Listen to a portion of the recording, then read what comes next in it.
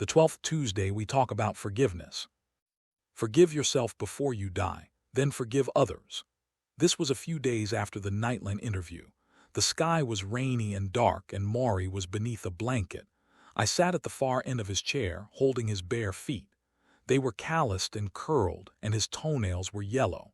I had a small jar of lotion, and I squeezed some into my hands and began to massage his ankles. It was another of the things I had watched his helpers do for months, and now, in an attempt to hold on to what I could of him, I had volunteered to do it myself. The disease had left Morrie without the ability even to wiggle his toes, yet he could still feel pain, and massages helped relieve it. Also, of course, Morrie liked being held and touched. And at this point, anything I could do to make him happy, I was going to do. "Mitch," he said, returning to the subject of forgiveness, "there is no point in keeping vengeance or stubbornness. These things," he sighed, "these things I so regret in my life, pride, vanity. Why do we do the things we do?" The importance of forgiving was my question. I had seen those movies where the patriarch of the family is on his deathbed and he calls for his estranged son so that he can make peace before he goes. I wondered if Morrie had any of that inside him, a sudden need to say, "I'm sorry," before he died. Morrie nodded. "Do you see that sculpture?" He tilted his head toward a bust that sat high on a shelf against the far wall of his office. I had never really noticed it before. Cast in bronze, it was the face of a man in his early 40s, wearing a necktie, a tuft of hair falling across his forehead. "That's me," Morrie said.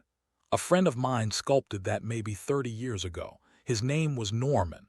We used to spend so much time together. We went swimming. We took rides to New York. He had me over to his house in Cambridge, and he sculpted that bust of me down in his basement. It took several weeks to do it, but he really wanted to get it right." I studied the face. How strange to see a three-dimensional Morrie, so healthy, so young, watching over us as we spoke. Even in bronze, he had a whimsical look, and I thought this friend had sculpted a little spirit as well. "Well, here's the sad part of the story," Morrie said. "Norman and his wife moved away to Chicago. A little while later, my wife, Charlotte, had to have a pretty serious operation.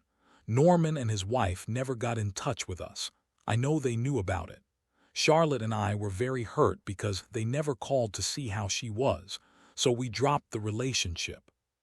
Over the years, I met Norman a few times and he always tried to reconcile, but I didn't accept it. I wasn't satisfied with his explanation. I was prideful. I shrugged him off." His voice choked. "Mitch, a few years ago, he died of cancer. I feel so sad. I never got to see him. I never got to forgive. It pains me now so much."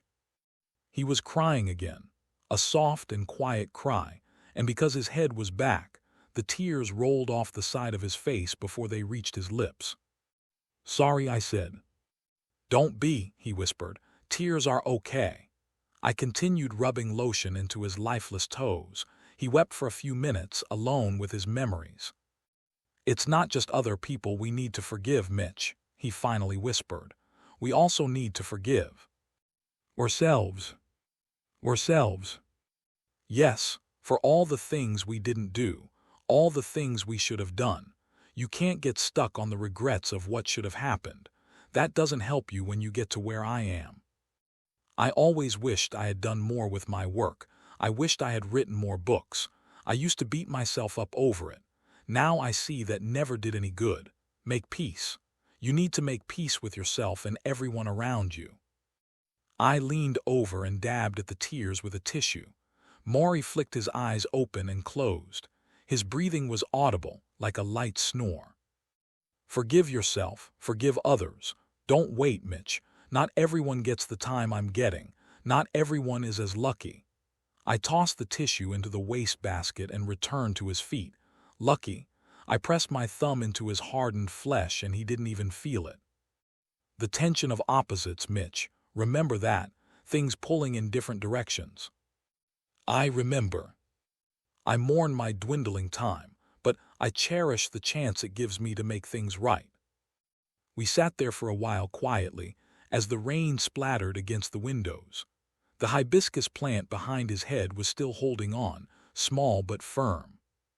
"Mitch," Morrie whispered. "Ugh." I rolled his toes between my fingers, lost in the task. "Look at me." I glanced up and saw the most intense look in his eyes. "I don't know why you came back to me, but I want to say this." He paused, and his voice choked. "If I could have had another son, I would have liked it to be you." I dropped my eyes, kneading the dying flesh of his feet between my fingers. For a moment I felt afraid, as if accepting his words would somehow betray my own father. But when I looked up, I saw Morrie smiling through tears, and I knew there was no betrayal in a moment like this. All I was afraid of was saying goodbye. "I've picked a place to be buried." "Where is that?" "Not far from here, on a hill beneath a tree overlooking a pond, very serene, a good place to think." "Are you planning on thinking there?" "I'm planning on being dead there." He chuckles, I chuckle. "Will you visit?" "Visit. Just come and talk, make it a Tuesday. You always come on." "Tuesdays? We're Tuesday people." "Right, Tuesday people, come to talk then." He has grown so weak so fast. "Look at me," he says. "I'm looking." "You'll come to my grave to tell me your problems." "My problems?" "Yes. And you'll give me answers." "I'll give you what I can. Don't I always?" I picture his grave on the hill overlooking the pond, some little 9-foot piece of earth where they will place him, cover him with dirt, put a stone on top. Maybe in a few weeks, maybe in a few days. I see myself sitting there alone, arms across my knees, staring into space.